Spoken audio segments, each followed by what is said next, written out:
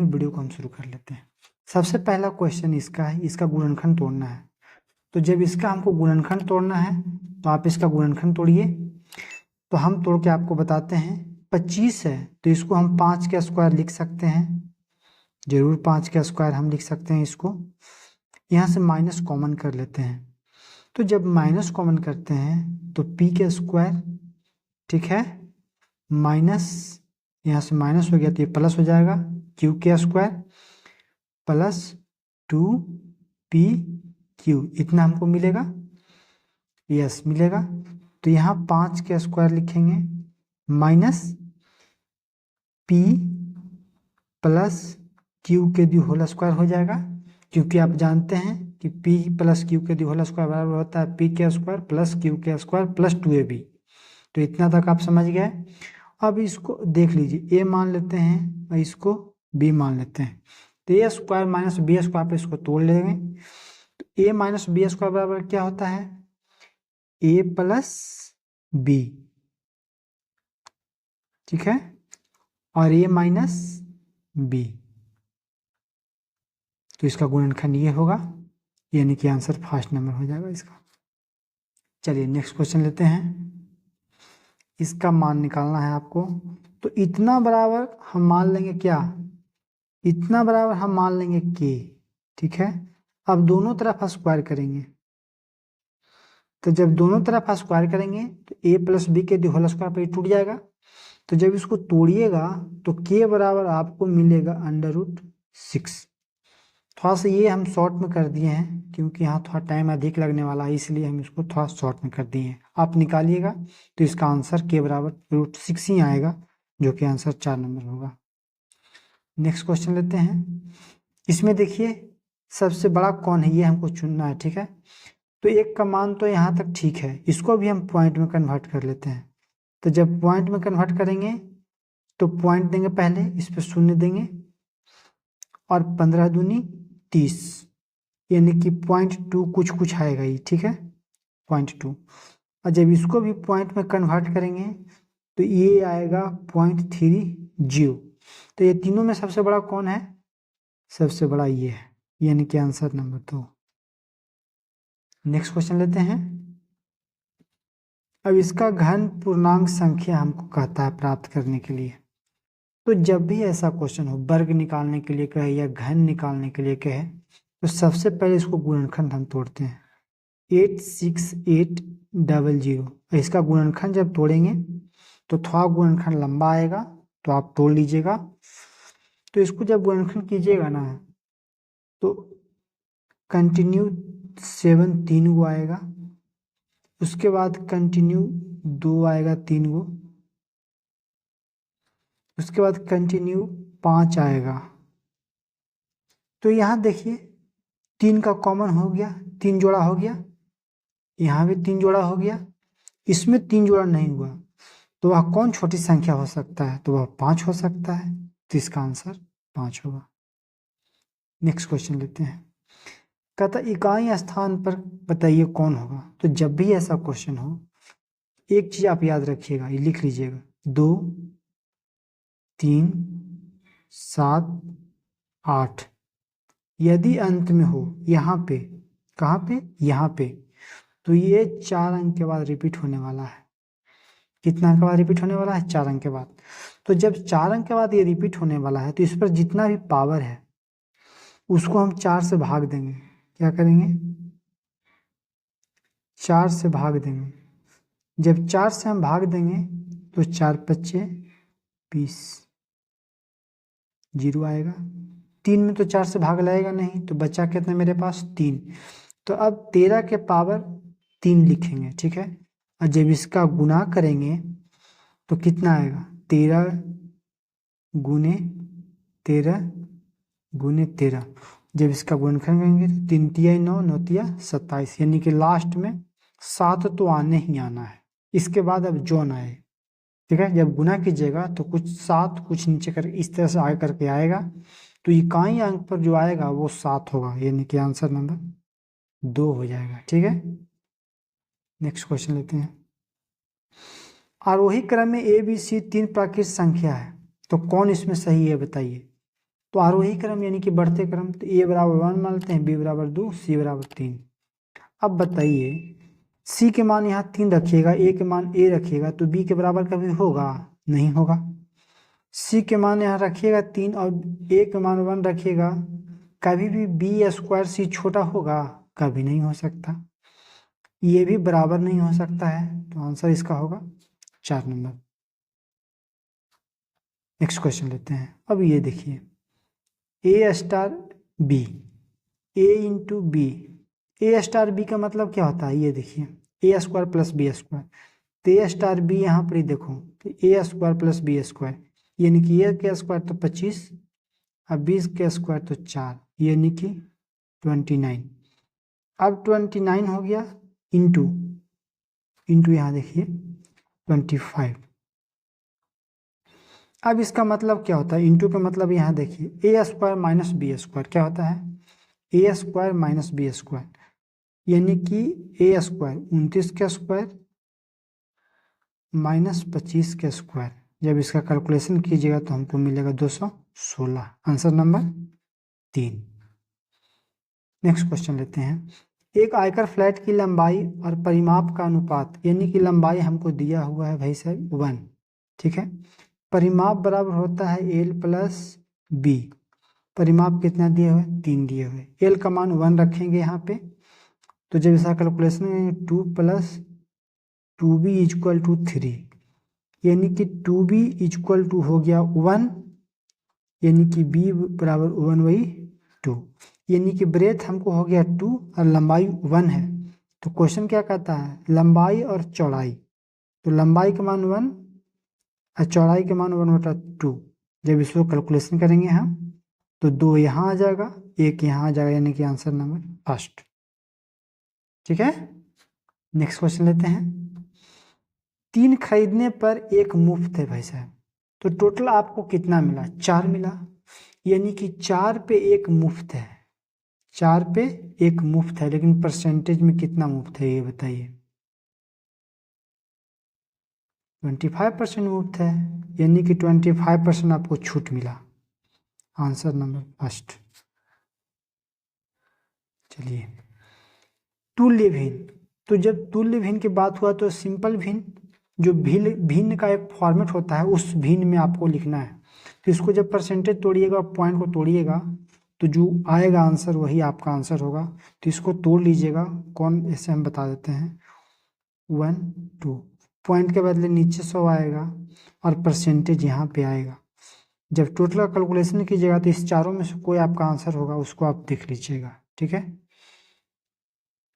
चलिए next question लेते हैं।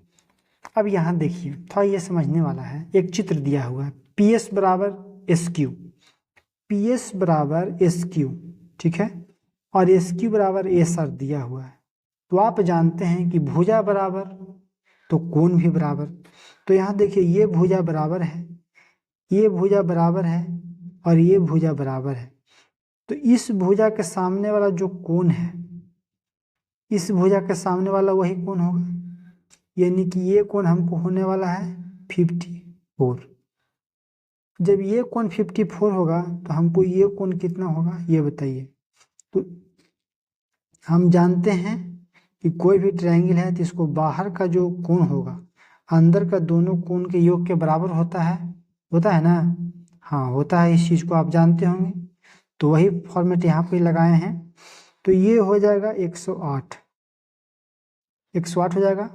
और इसमें भी इस ट्रायंगल में भी आप देखिए, इस ट्रायंगल में ये कोण भी बराबर और ये कोण भी बराबर, यानी कि ई एक्स है तो ये भी एक्स होगा। तो अब हम कह सकते हैं कि 108 प्लस 2x इक्वल टू 180। इस ट्रायंगल में जिस ट्रायंगल को गोला लगाए हम, तो x बराबर मेरा यहाँ आंसर आएगा 36। तो हमको x बराबर ही पूछ रहा है कि x का वैल्यू क्या होगा, x का वैल्यू 36 हो जाएगा, ठीक है। समझ गए होंगे आप कॉन्सेप्ट को। चलिए नेक्स्ट क्वेश्चन लेते हैं। एक वर्गाकार कागज की 2 आसन भुजाएं में 20% 40% घटा दिया जाए तो क्षेत्रफल में कितना % की कमी आएगा? तो जब भी इस तरह का क्वेश्चन हो तो कितना घटाया, 20% घटाया, फिर 40% घटाया, ठीक है। तो +20 × 40/100 यानी कि -60 + 60 -52%। कितना परसेंट कमी आया? 52%। तो आंसर हो जाएगा 2 नंबर। तो आप इस चीज़ को समझे, ये एक सूत्र होता है A + B + AB/100, और जैसा ए का वैल्यू होगा वैसा वैल्यू यहाँ रख के हम उसका आंसर निकाल सकते हैं। अगर प्लस में आता तो इंक्रीज होता, माइनस में आया है तो डिक्रीज हो रहा है यहाँ पे। चलिए नेक्स्ट क्वेश्चन देख लेते हैं। ये रहा, समबाहु त्रिभुज की भुजा और ऊंचाई का अनुपात। तो समबाहु त्रिभुज है, ठीक है, तो उसका मान लेते हैं भुजा 1 है। समबाहु त्रिभुज यानी कि सभी भुजा बराबर, और ऊंचाई, तो समबाहु त्रिभुज का ऊंचाई क्या होता है? √3/2 × भुजा, यही ना होता है जी। तो जब इसका कैलकुलेशन करेंगे तो 2/√3 यानी कि आंसर हो जाएगा सेकंड नंबर, ठीक है। नेक्स्ट क्वेश्चन लेते हैं। अब ये देखिए, कह रहा है 2x में 13 घटाएंगे, 2x में 11 घटाएंगे, 2x में 9 घटाएंगे, 2x में 7 घटाएंगे तो हमको क्या मिलेगा? भाई 2x का मतलब होता है सम संख्या, होता है ना, सम संख्या। और सम में से विषम घटाते हैं हम, यहाँ देख लीजिए, सम में से विषम घट रहा है सब जगह, क्योंकि 2x है तो सम होगा, क्योंकि 2 से कट रहा है, 2 का मल्टीप्लाई है।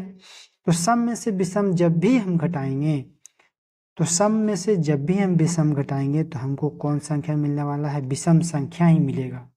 कैसे? एग्जाम्पल से देखते हैं। यहाँ 10 लेते हैं, ठीक है, और विषम संख्या 5 लेते हैं। 10 में से 5 क्या मिला? 5 मिला।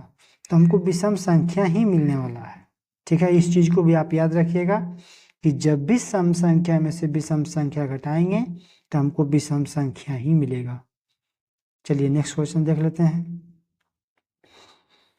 आधार x के साथ त्रिभुज का क्षेत्रफल भुजा x इकाई के साथ वर्ग क्षेत्रफल के बराबर है, तो त्रिभुज का शीर्ष लंब कहता है। एक ट्रायंगल है, इसको x माना है, और यहाँ बाहु वर्ग भी हैं, तो इनका भी भुजा x है। यहाँ एक लंब देते हैं, ठीक है, इसको h मान लेते हैं। तो आप जानते हैं कि ट्रायंगल का क्षेत्रफल क्या होता है? बराबर वर्ग के क्षेत्रफल का बराबर है। तो वर्ग का क्षेत्रफल क्या होगा? भुजा का स्क्वायर।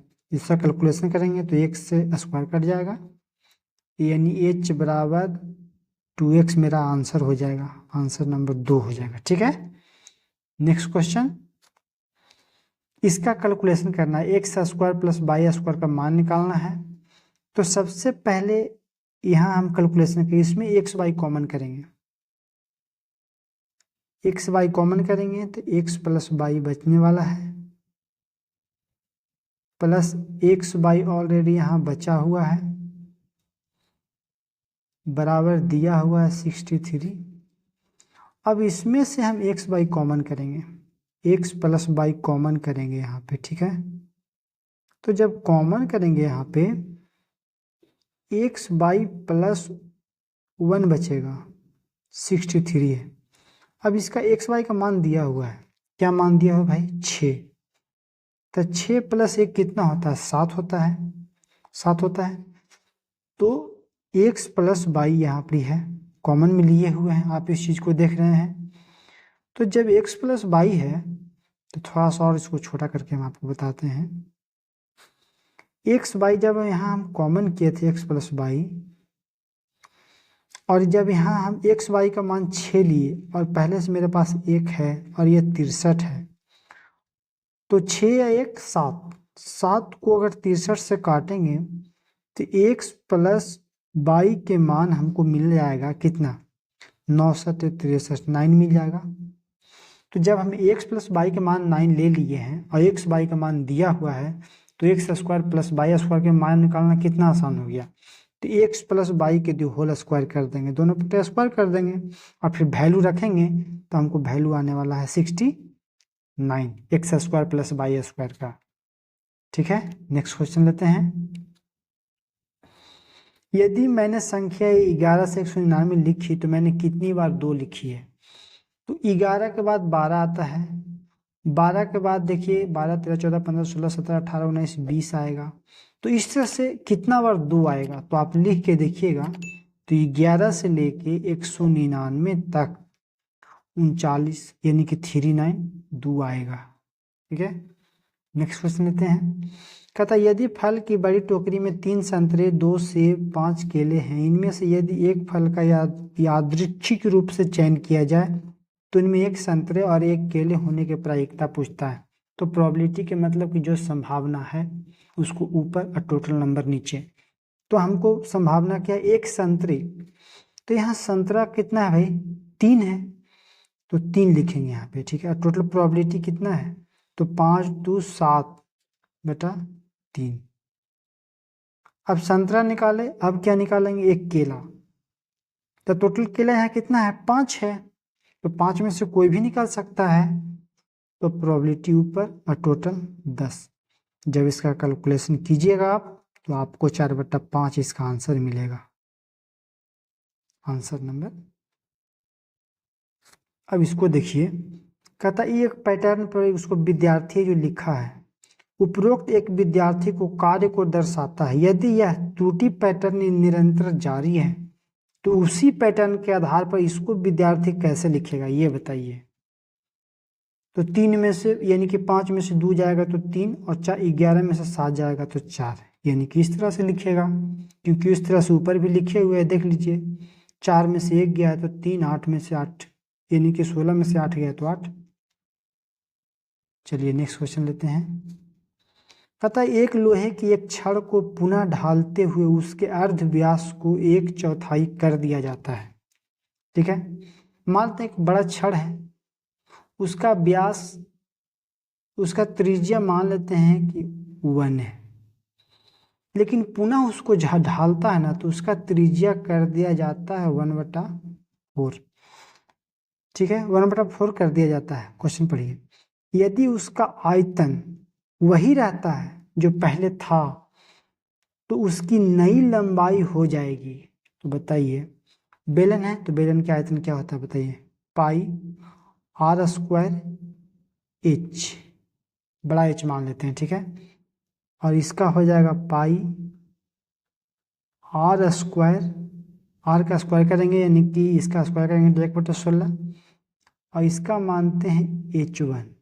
ठीक है, जब ऐसा कैलकुलेशन कीजिएगा 1 से 1 कट गया, यानी कि 16h = h1। ठीक है, तो क्वेश्चन कहता है कि नई लंबाई हो जाएगी, तो नई लंबाई क्या हो जाएगी, 16 गुना हो जाएगी। और क्या होगा, 16 गुना ना होगा जी, 16 गुना जो हो गया। नेक्स्ट क्वेश्चन लेते हैं। तो अब क्वेश्चन मेरे पास नहीं है। यदि यह वीडियो आपको अच्छा लगा होगा तो लाइक और सब्सक्राइब जरूर कीजिएगा। वीडियो देखने के लिए धन्यवाद।